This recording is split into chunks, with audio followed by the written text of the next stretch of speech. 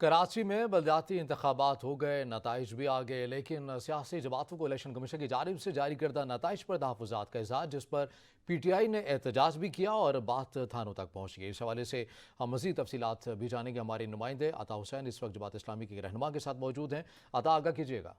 دیکھیے، کراچی اور حیدرآباد میں بلدیاتی انتخابات تو ہو گئے، نتائج بھی آ گئے، لیکن جو نتائج جاری کیے گئے ہیں اس پہ مختلف سیاسی جماعتوں کو تحفظات ہیں، جس میں جماعت اسلامی اور پاکستان تحریک انصاف اور دیگر جماعتیں بھی ہیں۔ اس وقت میں جماعت اسلامی کے دفتر میں موجود ہوں۔ میرا جماعت اسلامی کے رہنما یوسف صاحب بھی موجود ہیں، ہم ان سے بات کریں گے، ان سے جانیں گے کہ کیا سمجھتے ہیں یہ انتخابات ہوئے، نتائج آئیں، کیا تحفظات ہیں۔ سب سے پہلے نتائج کی جو صورتحال ہے وہ تو آپ کے علم میں ہے کہ ساری ہی پارٹیاں جو ہے وہ احتجاج کر رہی ہیں، کیونکہ بدترین دھاندلی کی گئی ہے۔ ایک تو پولنگ ڈے والے دن دھاندلی ہوئی، اس کے بعد جو ہے وہ نتائج جو فارم 11 دیے گئے اس کو بھی تبدیل کیا گیا، اور ایک عجیب و غریب صورتحال ہے جو اس وقت موجود ہے۔ جماعت اسلامی کی نشستیں ظاہر ہے کہ 100 سے زیادہ نشستیں بنتی ہیں، لیکن ان نشستوں کو کم کیا گیا۔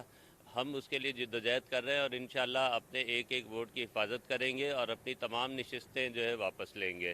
جی دیکھیں، پہلے ان کا یہی کہنا ہے کہ پہلے ہم مینڈیٹ اپنا واپس لیں گے، اس کے بعد کسی بھی سیاسی جماعت کے ساتھ ہم بات کریں گے۔ ہمارے دروازے جو ہیں وہ ہر سیاسی جماعت کے لیے کھلے ہیں، وہ آئیں، بیٹھیں، بات کریں، لیکن پہلے ہمارا مینڈیٹ جو ہے وہ ہمیں دیا جائے۔ اور اسے یہ بھی ساتھ میں آپ کو بتاؤں کہ گزشتہ روز جو ہے ایک عزیز بٹی تھانے میں مقدمہ درج ہوا پی ٹی آئی کے خلاف، اور ایک مقدمہ جو ہے شکریہ عطا حسین، آپ تفصیلات سے آگاہ کر رہے تھے۔